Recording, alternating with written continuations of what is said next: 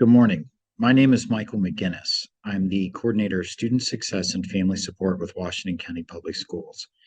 I'm so grateful that recently I was asked to share some of my experiences as the father of an exceptional child at home. And these presentations were actually delivered to our groups of wonderful threes through the Birth Decay program in Washington County Public Schools. So these presentations are meant to not be prescriptive, but rather anecdotal, just sharing my stories, and hopefully you can find something of value in here. Let's get started.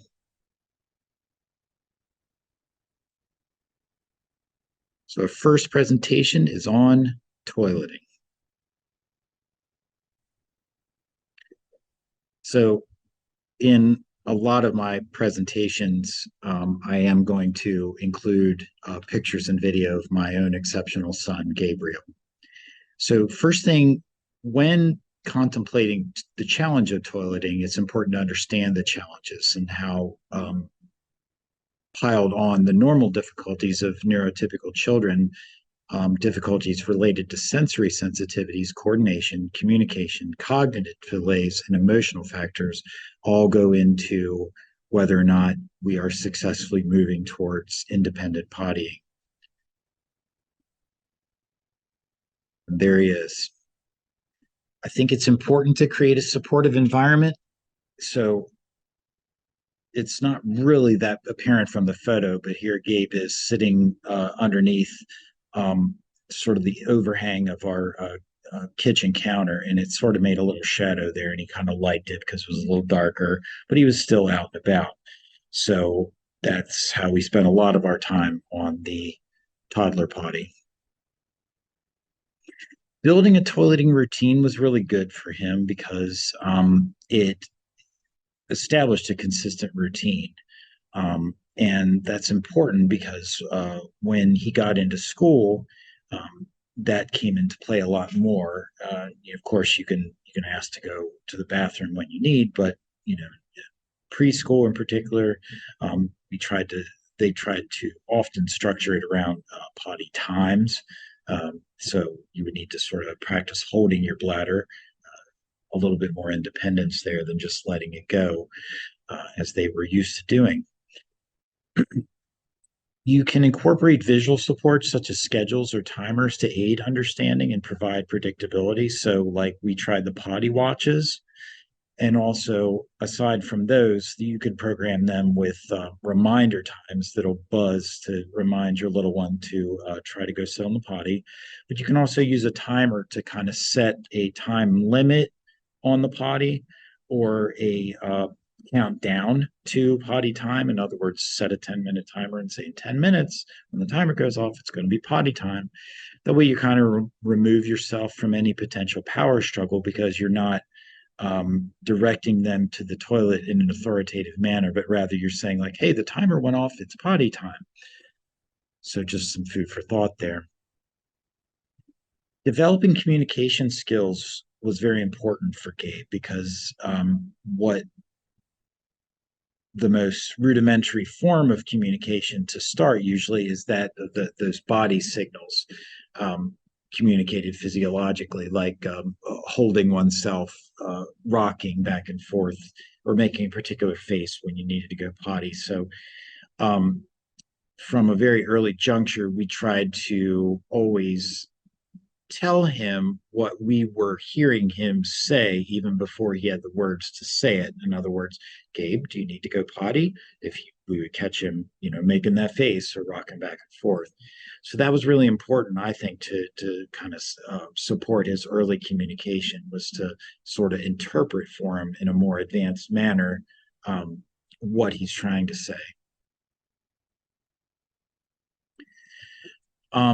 With us, in our family, like promoting personal hygiene skills was really concurrent with the potty training journey, because it's all part of that, under that umbrella of self care. So, incorporating charts has been very helpful in our house, like this one here with the personal hygiene.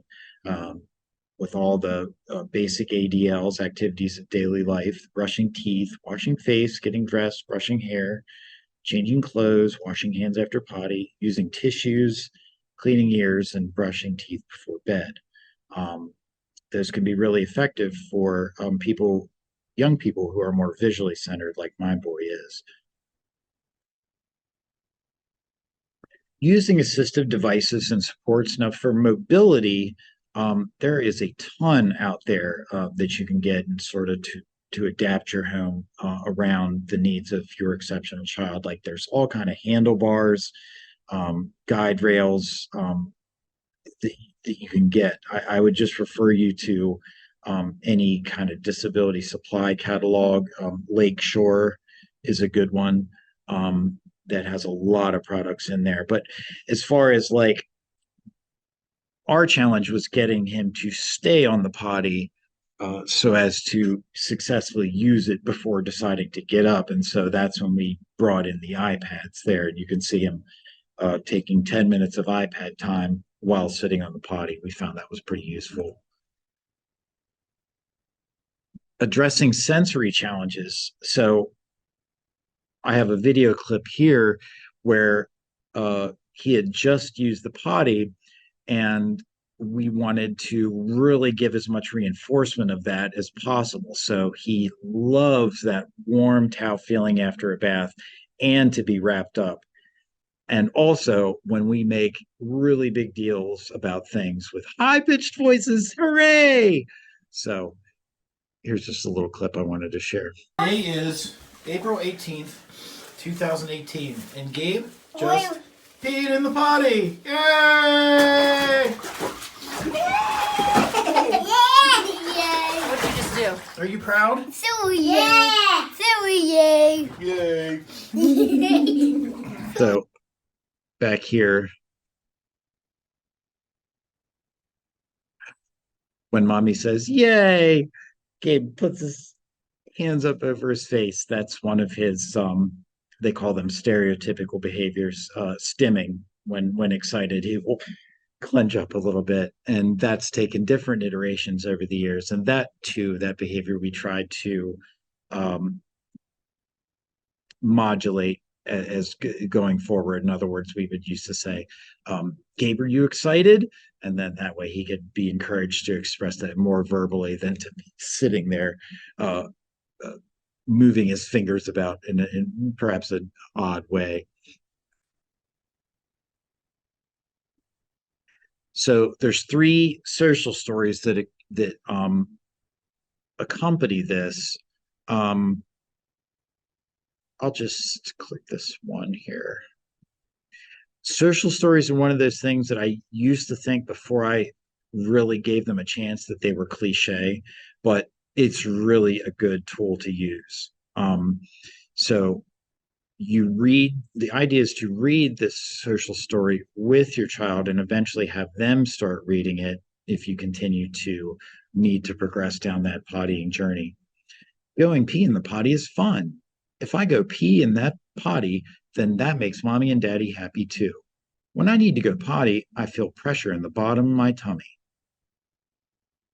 When I have to go potty, I can tell mommy or daddy or my teacher. They will help me. First, I take off my pants and my underwear. Then I sit on the potty and wait, so my pee will come out. I can also go poop in the potty if I need to. So it's sort of not only articulating like the positive outcomes of the desired behavior, like I can make mommy and daddy happy, but also it starts to explain like the steps involved. So it's very simple, but going over that really can make a big difference, or at least it did with our boy. There's one for girls here that just has basically girl pants and underwear as opposed to the boys' clothing. Um, Encouraging independence and self-care. So we tried a lot of different things over time. I was giving this presentation one time and a parent asked me, how long did you try to potty train your son? And I said, 6.5 years. So again, want to reiterate here, I'm not an expert. I'm just a parent with some educated things, hopefully, to say about the journey that we went through and what was happening at different stages as far as development goes and progression along our potty journey. So the last thing that we employed was this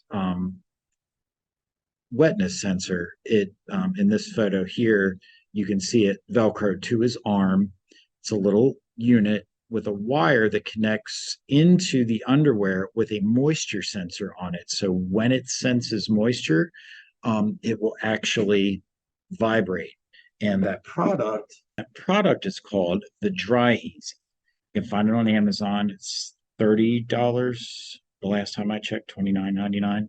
And the thing was, we used a chart to accompany, again using that visual cues, and the sun stickers indicated completely dry nights.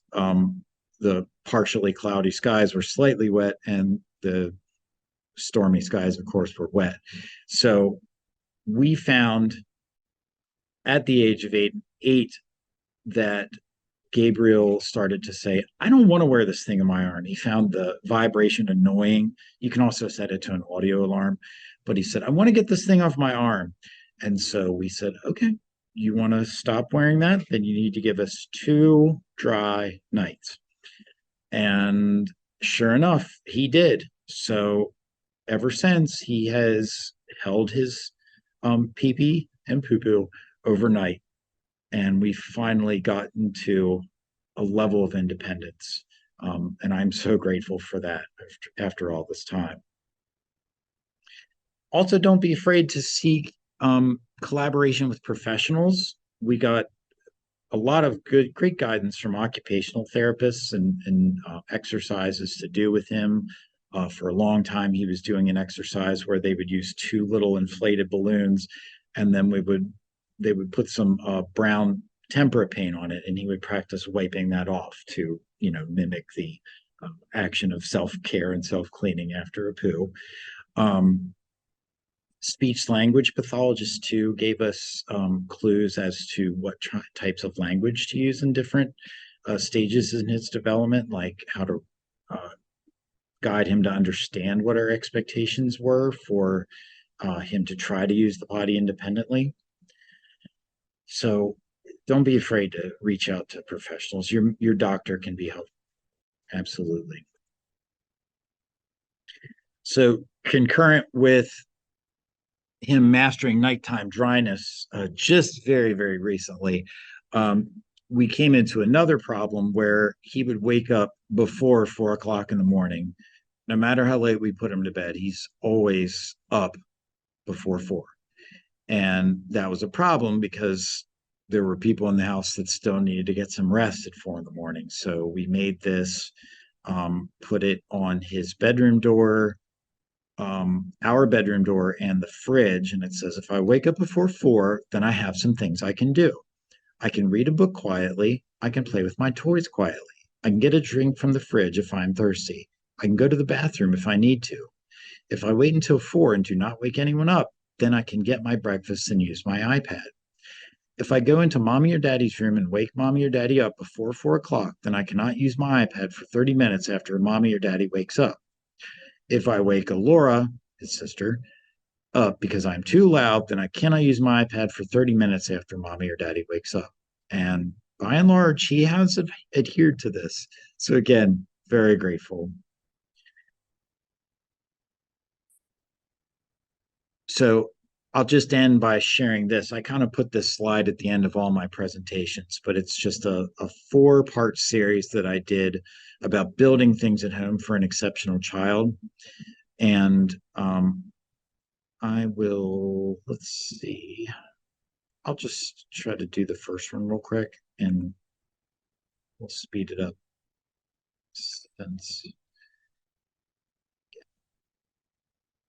Building things at home for an exceptional child. We found that when we used to take him to the pediatric movement center, he loved those crash pads. And the problem was that we thought, how cool would it be to have a crash pad at home? Well, we went to look up how much a crash pad would be from one of our disability supply catalogs. And the cheapest one I could possibly find was $146. And they go as high as 1,000. So I thought, oh my, that is way too much money. Is there any way we could improvise here? So instead of $146 at minimum, I found on Amazon that you can get a duvet cover, 4 foot by 6 foot for $20, zipped. And you can, it's also can use those for weighted blankets as well. But you take that and you can fill it with all manner. There's the duvet cover we had, or the weighted blanket cover rather. And we started filling it with all manner of stuffed but kind of squirreled away things, stuffed animals, um, big and small, doesn't matter as long as it's squishy. And you'd be surprised how many we could find in the house, and got them from both kids. Yeah, anything squishy. And if you still need room, go to pillows that aren't being really used, blankets. And if you still have room, then you can even go for clothing that's just kind of being hung up. And there you have a crash pad for $20. And they love it. So thank you. Really appreciate you taking the time to listen. Again, I hope that some of what I went through in my journey is helpful for you. Bye bye.